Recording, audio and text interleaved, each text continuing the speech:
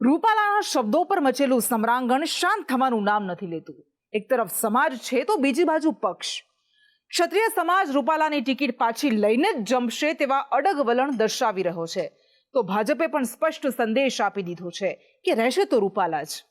આ બધા વચ્ચે ક્યાંક રૂપાલાના વિરોધમાં કાળા વાવટા ફરકી રહ્યા છે તો ક્યાંક તેમને સમર્થન મળી રહ્યું છે. વિવાદને બાજુમાં મૂકીને રૂપાલાએ પણ પ્રચાર રથ આગળ હંકારવાનું શરૂ કરી દીધું છે. ત્યારે આ વિવાદ પર આજે કેવી તસવીરો રહી જોઈએ આ રિપોર્ટમાં.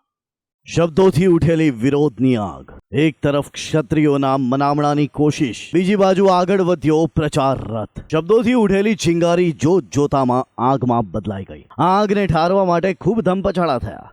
રિસાયેલા રાજપૂતોના મનામણા માટે પ્રયાસ થયા, પણ તેઓ ન માન્યા એટલે ન જ માન્યા. કેન્દ્રીય મંત્રી અને ભાજપના દિગ્ગજ નેતા, જેમને આ વખતે રાજકોટ બેઠક પરથી મેદાનમાં ઉતારવામાં આવ્યા છે, પણ પોતાની આખા બોલી અને તળપદી ભાષા માટે જાણીતા રૂપાલાએ એવો ભંગારો વાટી દીધો જે ન માત્ર રૂપાલા પણ ભાજપ માટે ભારે પડી ગયો.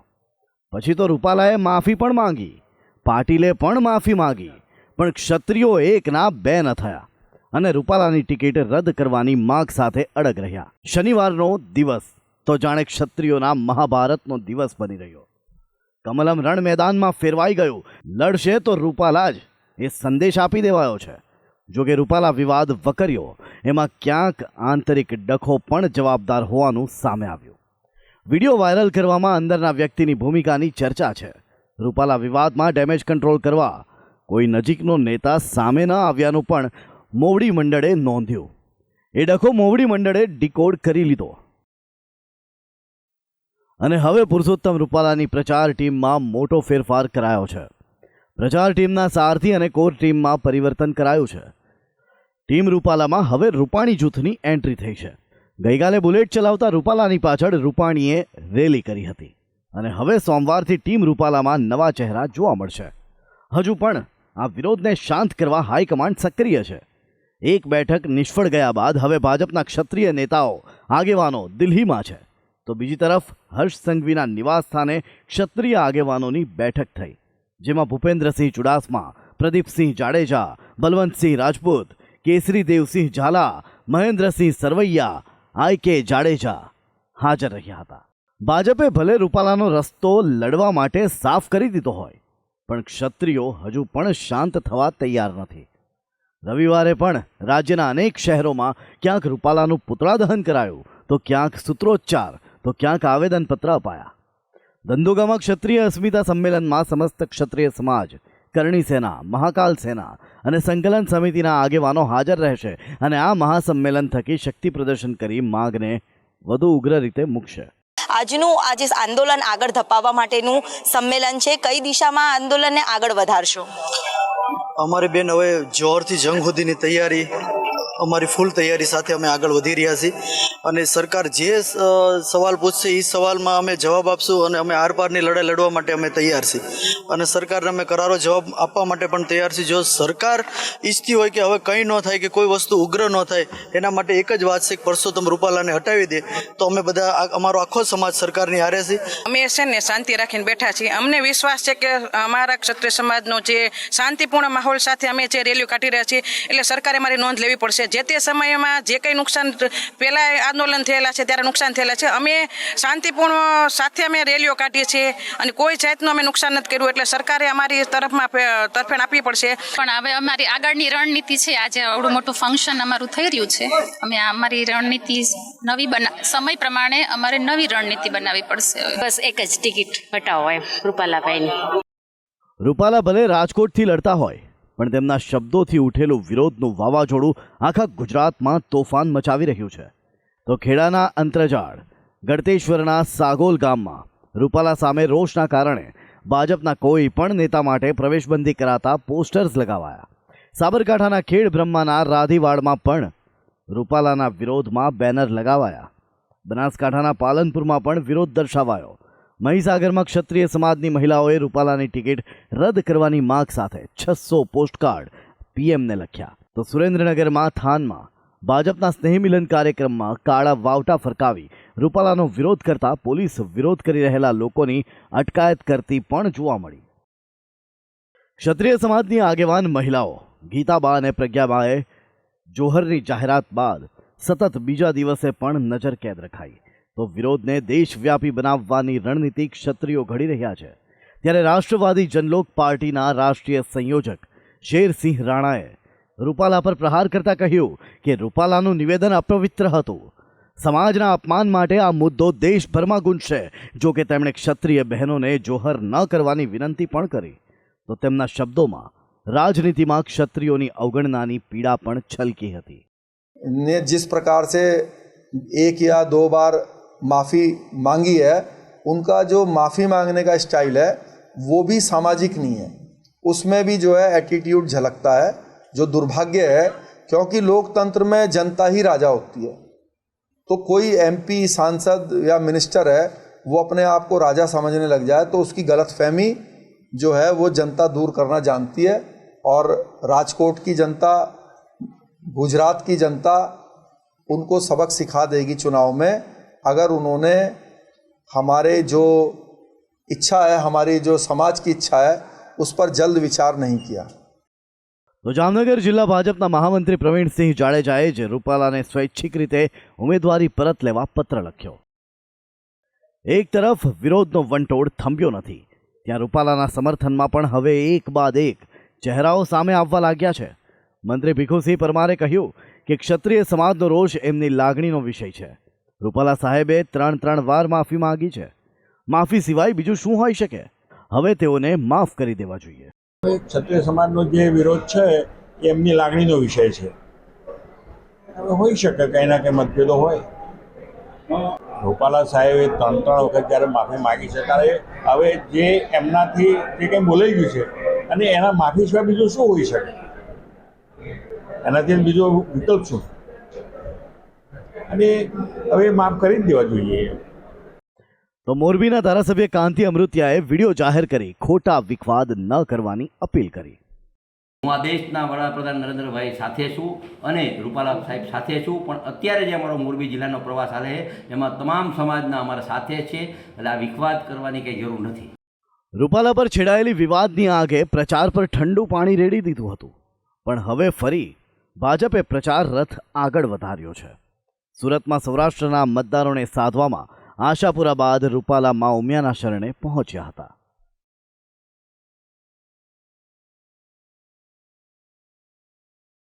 ભલે ભરત બોગરા કહી રહ્યા હોય કે આ કોઈ શક્તિ સંમેલન નથી, પણ સ્વાભાવિક છે, ચૂંટણી સમયે કરાતા દરેક કાર્યક્રમો પાછળ મતની ગણતરી હોય છે. મોટા વરાછાના ગોપીન ગામમાં થયેલ આ સમારોહમાં રાજકોટના પણ સુરતમાં વસતા લોકોએ રૂપાલાનું સન્માન કર્યું. જો કે ક્ષત્રિય સમાજની માફી માંગતી વખતે વાલ્મીકી સમાજના કાર્યક્રમ વિશે રૂપાલાએ વાટેલા વધુ એક બાંગરાના કારણે વાલ્મીકી સમાજના આગેવાને સમાજના પ્રદર્શનની ચીમકી ઉચ્ચારી હતી. જો કે એવું કાંઈ થયું નહીં. આ તરફ વિરોધીઓને પણ દોડવું હતું ને ઢાળ મળી ગયો છે. ગુજરાતના કોંગ્રેસ નેતા તો રૂપાલા પર નિશાન સાધી જ રહ્યા છે, પણ હવે રાજસ્થાનના પૂર્વ મુખ્યમંત્રી अशोक गहलोते पण तेમાં जंप लाव्यो. कोई बात ऐसी कहनी नहीं चाहिए जो कोई वर्ग को तकलीफ हो, मेरा मानना. उन्होंने कहा तो ठीक नहीं कहा है. और डेमोक्रेसी है कि क्या हुआ, किसी को कोई सच्चाई क्या थी किसी को नहीं मालूम. अब उसको आप प्रस्तुत करते हो तो दुख होता है. આ ભારતની રાજનીતિ છે, જેમાં સમાજો અને તેમની સાથે જોડાયેલ લાગણીઓ ખૂબ મોટો ભાગ ભજવતી હોય છે. રૂપાલા પોતાના શબ્દો પાછા તો ખેંચી શકે તેમ નથી, પણ હવે આ આગને ભાજપ ડામવામાં સફળ રહે છે કે પછી ભયંકર નુકસાન કરે છે, તે તો સમાજ જ નક્કી કરશે. બ્યુરો રિપોર્ટ, સંદેશ ન્યૂઝ. તલવારો પર તિલક લગાવે એવી રાજપૂત, રણ મેદાને હુંકાર ભરે એ રાજપૂત, વગર હથિયારે દુશ્મનને લલકારે એ રાજપૂત. તલવારો પર તિલક લગાવનારી બહાદુર કોમ એટલે રાજપૂત. ઇતિહાસ સાક્ષી છે કે જ્યારે પણ દેશની આન બાન અને શાન સાથે શાખનો સવાલ ઊભો થાય ત્યારે લડાકુ અને બહાદુર ગણાતી રાજપૂત કોમ હર હંમેશ દેશ અને રાજ્યની પડખે ઊભી રહે છે. પરંતુ ગુજરાતની રાજનીતિમાં છેલ્લા કેટલાક દિવસોથી આ બહાદુર કોમ પોતાની ધીરજની કસોટી થઈ રહી હોય તે માની રહી છે. તો સામે પક્ષે આંદોલનના આવેગમાં આવેલી બહાદુર કોમને મનાવવા માટે સરકાર પણ ડેમેજ કંટ્રોલ કરી રહી છે, પરંતુ પાર્ટીની અંદર અને આંદોલનની બહાર વિભીષણ કોણ છે તે પારખવું મુશ્કેલ થઈ ગયું છે. પાટીદારોના આંદોલન બાદ હવે ક્ષત્રિય આંદોલનના મંડાણ. ક્ષત્રિયોના આંદોલનને ડામવા ભાજપ થયું સક્રિય. ગુજરાતમાં ફરી એક વખત 2015ના પાટીદાર આંદોલનના મંડાણ થતા હોય તેવા દ્રશ્યો જોવા મળી રહ્યા છે, પરંતુ આ વખતે પાટીદાર નહીં, ક્ષત્રિય સમાજ મેદાને પડ્યો છે. ક્ષત્રિય સમાજની એક જ માંગ છે કે રાજા રજવાડાઓ વિશે રૂપાલાએ કરેલી અભદ્ર ટિપ્પણી બદલ તેમની ટિકિટ રદ કરવામાં આવે. તો બીજી તરફ સરકાર અને ભાજપ પાર્ટી પણ થોભો અને રાહ જોવાની સ્થિતિમાં છે. પરસોત્તમ રૂપાલાના નિવેદન બાદ ફાટી નીકળેલા લોકજુવાળને કારણે હવે કેન્દ્રીય ભાજપ હાઈકમાન્ડ સક્રિય થયું હોવાની માહિતી સામે આવી રહી છે. રાજપૂત, મોલે સલામ, ગિરાસદાર સહિત તમામ ક્ષત્રિય સમાજની એક જ માંગ છે કે પરસોત્તમ રૂપાલાની ટિકિટ રદ કરાય. ક્ષત્રિયોના લોકજુવાળને જોતા સંકલન સમિતિની રચના કરવામાં આવી, તો ભાજપના એક ક્ષત્રિય મંત્રીને દિલ્હી રિપોર્ટ કરવા જવાનું સૂચન પણ કરવામાં આવ્યું. સાથે જ કોનાદોરી સંચાર હેઠળ આ લોકજુવાળ ફાટ્યો છે તે અંગે પણ વિગતો મેળવવામાં આવી. તો ગાંધીનગરમાં સ્થાનિક સ્તરે ગૃહ રાજ્યમંત્રી હર્ષ સંઘવીને જવાબદારી સોંપવામાં આવી અને દિલ્હીથી આપવામાં આવેલી સૂચનાઓનું અમલીકરણ કરવા કહેવામાં આવ્યું. આ આંદોલનની પાછળ રહેલા કેટલાક ક્ષત્રિય આગેવાનોને પણ સમજાવવાની જવાબદારી નેતાઓને સોંપવામાં આવી છે. સાથે આખા વિવાદને ઠારવા માટે હરસંભવ પ્રયાસ કરવા માટે કહેવામાં આવ્યું છે. હાલ તો ભાજપે પોતાની જ પાર્ટીના વિભીષણને શોધીને તેના પર કાબૂ મેળવવાની શરૂઆત કરી દીધી છે. ભાજપ દ્વારા રૂપાલાની આસપાસ રહેતા અને સતત તેમની સાથે ચૂંટણીલક્ષી કામગીરીમાં સક્રિય રહેતા નેતાઓને પણ ધીરે ધીરે હટાવી રહી છે. તો બીજી તરફ રૂપાણી જૂથને ફરી એક વખત સક્રિય કરાયું હોય તેવા પણ અહેવાલો સામે આવી રહ્યા છે. તો આ સિવાય અન્ય કેટલા નેતાઓ કે જે રૂપાલાની આસપાસ તો નથી રહેતા, પરંતુ પાછલા બારણે આંદોલનને હવા આપી રહ્યા છે, તેના પર પણ તવાઈ બોલાવાઈ રહી હોવાનું સૂત્રો કહી રહ્યા છે. કશ્યપ જોશી, સંદેશ ન્યૂઝ, અમદાવાદ. આ વખતે ગરમી ભૂક્કા કાઢી નાખવાની છે. હવામાન વિભાગે કહ્યું છે કે વર્ષ 2024માં ગરમીના તમામ રેકોર્ડ તૂટી જવાના છે અને ઉનાળાની શરૂઆતથી જ તેના સંકેતો દેખાઈ રહ્યા છે. રાજ્યમાં ગરમીનો પારો 40 ડિગ્રી સુધી પહોંચી ગયો છે. એપ્રિલની શરૂઆતમાં જો આ હાલ છે તો પછી મહિનાના અંતમાં અને મે મહિનામાં શું હાલત થશે તે વિચારીને જ પરસેવો છૂટી રહ્યો છે. જોકે એક રાહતની વાત એ સામે આવી છે કે આ આકરી અને કાળઝાળ ગરમી બાદ વરસાદ ખૂબ સારો રહેવાનો છે. કાળઝાળ ગરમીથી સૌ બેહાલ. રાજ્યમાં તાપમાન 40 ડિગ્રીને પાર. આ વર્ષે તૂટશે ગરમીના તમામ રેકોર્ડ. ફૂલ ગુલાબી ઠંડી માણી લીધા બાદ હવે આકરી ગરમી સહન કરવા તૈયાર રહેવું પડશે. હજુ તો એકલ દોકલ દિવસે વાત કરતા ગરમી એટલી અનુભવાઈ પણ નથી, પણ હવે હવામાન વિભાગે કહ્યું છે કે ગરમી સૌ કોઈના ભૂક્કા કાઢી નાખશે. વર્ષ 2024ના ઉનાળામાં ગરમીના તમામ રેકોર્ડ તૂટવાનું અનુમાન હવામાન નિષ્ણાતોએ વ્યક્ત કર્યું છે. જળવાયુ પરિવર્તનની જબરજસ્ત અસરનો ભોગ બન્યા સિવાય હવે રાજ્યવાસીઓનો છૂટકો નથી અને સ્થિતિ એવી છે કે અંગ બાળતી ગરમીની શરૂઆત થઈ ચૂકી છે. ગત 24 કલાકની વાત કરીએ તો રાજ્યમાં 40.4 ડિગ્રી તાપમાન સાથે મહુવા સૌથી ગરમ શહેર રહ્યું છે, તેમજ મોટાભાગના શહેરોમાં તાપમાન 38 ડિગ્રીને પાર ગયું છે, તથા 3 શહેરોમાં તાપમાન 39 ડિગ્રીને પાર છે અને 6 શહેરોમાં તાપમાન 38 ડિગ્રીને પાર રહ્યું છે. અમદાવાદ સહિત વિવિધ શહેરમાં મહત્તમ તાપમાનનો પારો 2.5 થી 4.5 ડિગ્રી જેટલો ઉચકાતા બપોરના ગરમી વધી છે. 3 દિવસથી અમદાવાદ શહેરમાં સતત વાદળછાયું વાતાવરણ રહેતા લોકોને રાહત મળી હતી, પરંતુ 2 દિવસથી સતત તાપમાનનો પારો ઉચકાઈ રહ્યો છે. અમદાવાદમાં 2 દિવસ પહેલા મહત્તમ તાપમાન 35.7 ડિગ્રી નોંધાયું હતું, જે વધીને 38.1 ડિગ્રી થઈ ગયું છે. મહત્વનું છે કે વર્ષ 2024ની શરૂઆતમાં જ અલ નીનો મજબૂતી સાથે વિકસિત થયું છે અને મે જૂનમાં તેની અસર સમાપ્ત થવાની છે. અલ નીનોની અસરના કારણે ગરમીનો પ્રકોપ જોવા મળશે.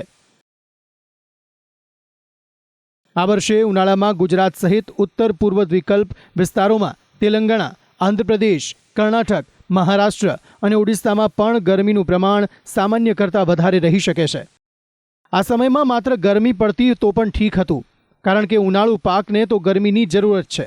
સામાન્ય માનવી તો એસીમાં રહીને પણ ગરમીથી રાહત મેળવી લેતો, પણ આ કાળઝાળ ગરમીની વચ્ચે વરસાદની પણ હવામાન વિભાગ દ્વારા આગાહી કરવામાં આવી છે. આગામી 10 થી 12 એપ્રિલ વચ્ચે રાજ્યમાં મધ્ય અને उत्तर ગુજરાતમાં માવઠાની આગાહી પણ व्यक्त કરવામાં આવી છે. आने वाले दिनों के लिए जो फोरकास्ट दिया गया है गुजरात स्टेट के लिए वो डे 1 से डे 5 ड्राई वेदर रहेगा और डे 6 और डे 7 में आइसोलेटेड प्लेसेस में गुजरात रीजन में लाइट रेन होने का पूर्वानुमान दिया गया है. और डे 6 की बात करेंगे, जो जिले जहाँ पे लाइट रेन होने के पूर्वानुमान दिया गया है वो है दाहोद, छोटा उदयपुर, नर्मदा. और डे 7 में जहाँ पे लाइट रेन होने के चांसेस हैं आइसोलेटेड प्लेसेस में साउथ गुजरात रीजन के वो जिले हैं बनासकांठा, साबरकांठा, अरावली, महिसागर, दाहोद, छोटा उदयपुर और नर्मदा. અલ નીનોની અસરના ભાગરૂપે એપ્રિલ માસ ભયાનક ગરમ રહેશે. એપ્રિલ માસમાં અલ નીનો વધુ તાકતવર રહેશે અને તેના કારણે હીટવેવની અસર થશે. ગ્રીષ્મ પ્રવાહની અસરના કારણે અનેક વિસ્તારોમાં દુષ્કાળની સ્થિતિ સર્જાઈ શકે છે. જંગલોમાં આગ લાગી શકે તેવું અનુમાન પણ લગાવવામાં આવી રહ્યું છે. તો આ તરફ હવામાન વિભાગે કાળઝાળ ગરમીની આશંકા વ્યક્ત કરી છે અને બીજી તરફ હવામાન નિષ્ણાતના મતે કમોસમી વરસાદ માત્ર 3 દિવસ નહીં વધુ રહી શકે છે. આ ઉપરાંત તેમણે 20 એપ્રિલ બાદ રાજ્યમાં ગરમીનું જોર પણ વધવાની શક્યતા વ્યક્ત કરી છે. આગામી દિવસોમાં પશ્ચિમી વિક્ષોભ પણ આવશે અને પ્રી મોન્સૂન એક્ટિવિટી પણ શરૂ થશે, કારણ કે અરબ સાગરનો ભેજ અને બંગાળનો ઉપસાગરનો ભેજ એકબીજામાં મર્જ થતાં આ પ્રી મોન્સૂન એક્ટિવિટી શરૂ થવાની શક્યતા છે. ગુજરાતમાં તારીખ 10મી એપ્રિલથી વાદળો આવશે. 12 થી 15માં ગુજરાતના ઘણા ભાગોમાં કમોસમી વરસાદ થવાની શક્યતા છે. આંધી, વંટોળ તેમજ પવનની ગતિ અને લગભગ કેટલાક ભાગમાં ગાજવીજ અને કરા સાથે કોઈ ભાગમાં વરસાદ થવાની શક્યતા રહેશે. તારીખ 19-20માં પણ વાદળો આવવાની શક્યતા રહેશે. તારીખ 26માં પણ વાદળો આવવાની શક્યતા રહેશે. ગરમીમાં અમદાવાદ શહેર તો સાવ ભઠ્ઠી સમાન બની જાય છે અને આ ગરમીની પરિસ્થિતિ માનવ સર્જિત હોવાનું પણ કેટલાક તારણોમાં સામે આવ્યું છે. વર્ષ 2017 થી 2022 દરમિયાન શહેરમાં જે ભૌગોલિક પરિસ્થિતિઓ બદલાઈ તે સૌથી મોટું કારણ ગરમી વધવાનું બની છે. એક આંકડા પ્રમાણે વર્ષ 2017માં શહેરની કુલ 25%થી વધુ જગ્યા ખુલ્લી હતી, જેમાં ઝાડ ઉગાડી શકાતા હતા અને તેનાથી ગરમીથી રક્ષણ મળતું હતું, અને 67% જેટલી જગ્યાઓ કોન્ક્રીટના જંગલોથી ઘેરાઈ હતી. જોકે તેમાં 5 જ વર્ષમાં ધરખમ ફેરફાર નોંધાયો. વર્ષ 2022માં કોન્ક્રીટના જંગલોમાં 60% સુધીનો વધારો થઈ ગયો. એટલે જે જગ્યા ખુલ્લી હતી જેમાં ઝાડ ઉગાડી શકાતા હતા ત્યાં પણ માનવ વસાહતો બની ગઈ. સેન્ટર ફોર સાયન્સ એન્ડ એન્વાયરમેન્ટે દેશના 9 શહેરમાં 10 વર્ષમાં ગરમીની પેટર્નમાં આવેલા ફેરફાર અંગે તૈયાર કરેલા રિપોર્ટમાં દર્શાવાયું છે કે અમદાવાદમાં ગ્રીન કવર ઘટવાને કારણે અને ઈંટ અને કોન્ક્રીટનું જંગલ વિસ્તારતા 80% શહેરી વિસ્તાર હીટ સેન્ટર બની ગયો છે. ગુજરાતમાં ચાલુ વર્ષે શિયાળામાં ઠંડીનું પ્રમાણ ઓછું હતું અને શિયાળાના દિવસો પણ ઓછા હતા, પણ હવે જ્યારે ગરમીની શરૂઆત થઈ ગઈ છે ત્યારે રાજ્યના જળાશયોની સ્થિતિ જાણવી પણ જરૂરી છે. રાજ્યના 138 જળાશયોમાં હાલ જળસ્તર 50%થી પણ ઓછું છે. આ સિવાય રાજ્યમાં ફક્ત 10 જળાશય એવા છે જેનું જળસ્તર 80%થી વધારે છે. તો એક તરફ કાળઝાળ ગરમી કહેર વર્તાવાની છે તો બીજી તરફ જળાશયોમાં વાપરવા લાયક પાણીની પણ કમી સર્જાય તેવી શક્યતાઓ છે. ત્યારે રાજ્યવાસીઓએ તો બસ ભગવાનને પ્રાર્થના જ કરવી રહી કે ગરમી વધુ આકરી ન પડે, વધુ પાણીની રાજ્યવાસીઓને જરૂર ન પડે અને હેમખેમ ઉનાળો પસાર થાય. બ્યુરો રિપોર્ટ, સંદેશ ન્યૂઝ.